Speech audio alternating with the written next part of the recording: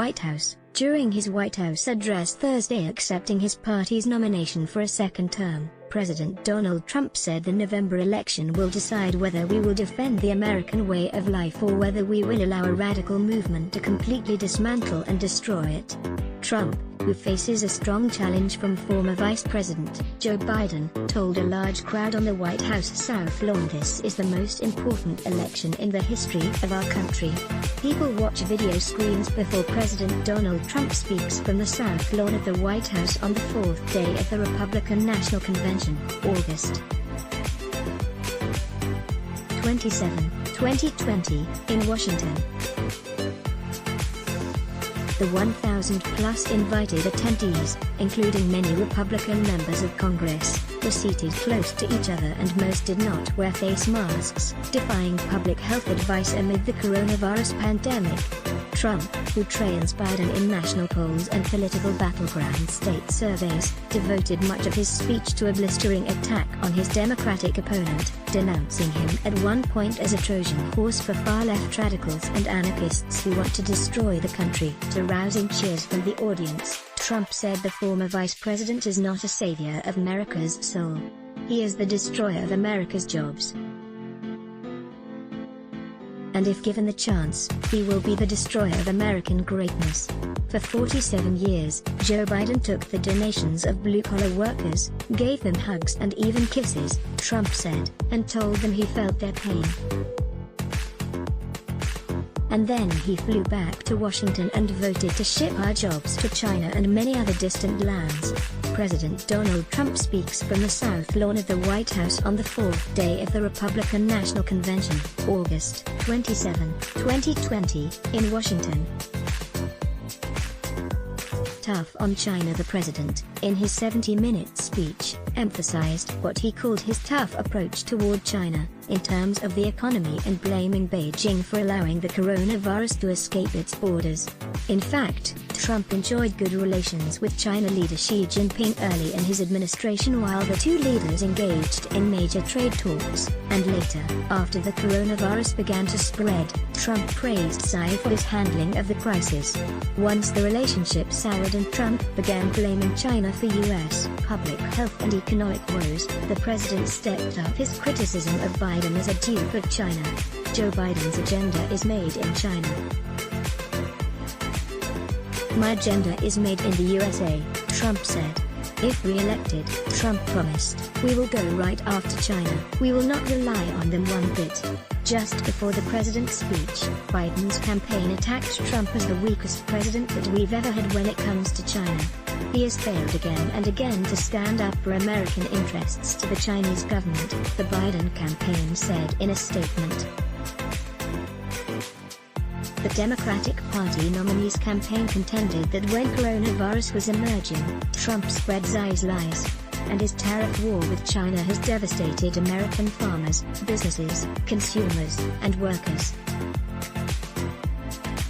He even begged President Xi to bail out his re-election campaign.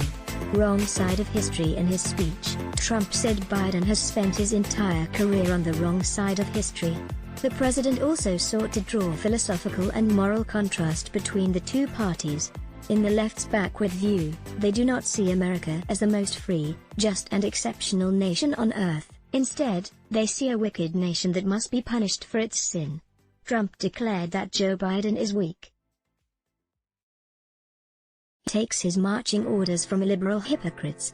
Biden, at a virtual campaign event earlier Thursday, criticized the president as totally irresponsible for holding a purely political event on the White House lawn, virtually throwing every major rule in a dustbin.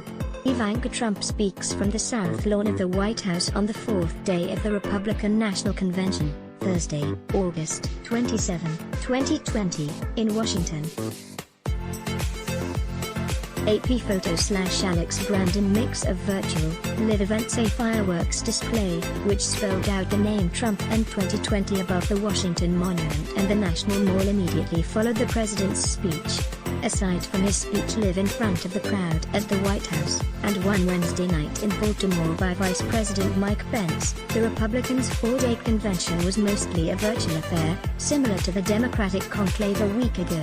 By turning to virtual conventions, both parties were attempting to limit the spread of the coronavirus that has killed more than 180,000 people in the US and infected 5.8 million, according to Johns Hopkins University. Will produce a vaccine before the end of the year, or maybe even sooner, Trump predicted Thursday evening.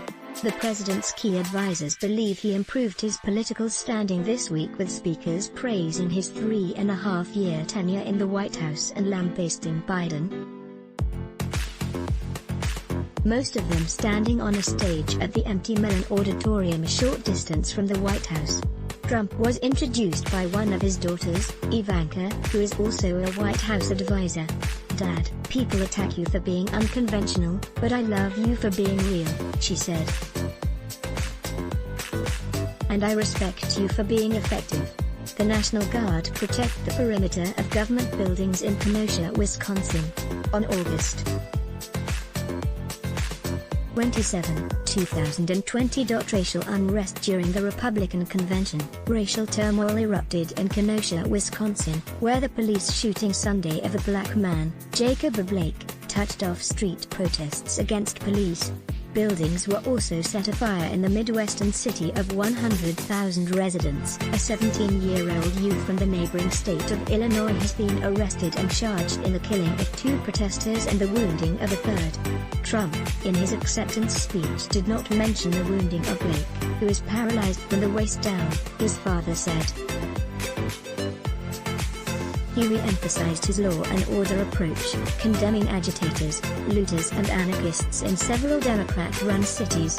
Trump and Pence, along with numerous convention speakers, portrayed their administration as a staunch supporter of law enforcement, standing against protests, some of which have turned violent, that have erupted since the May 25 death of a black man, George Floyd, while in police custody in Minneapolis, Minnesota.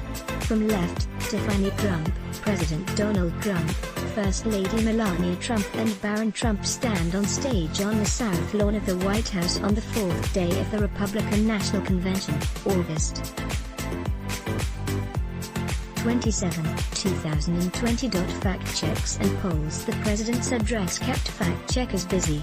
Some of the president's comments were false or misleading, according to PolitiFact, which is run by the Poynter Institute, a non-profit journalism school and research organization. Polls show Biden leading Trump by about 7 percentage points, according to an aggregation of surveys by the Real Clear Politics website. However, Biden's edge is thinner in several key battleground states that could once again prove decisive in the election. Only 2 U.S. presidents have lost re-election contests after a single term in office in the past 4 decades: Jimmy Carter in 1980 and George H.W. Bush in 1992. Let's block ads. Why? Show your love for him. Click the link in description. Thanks for watching.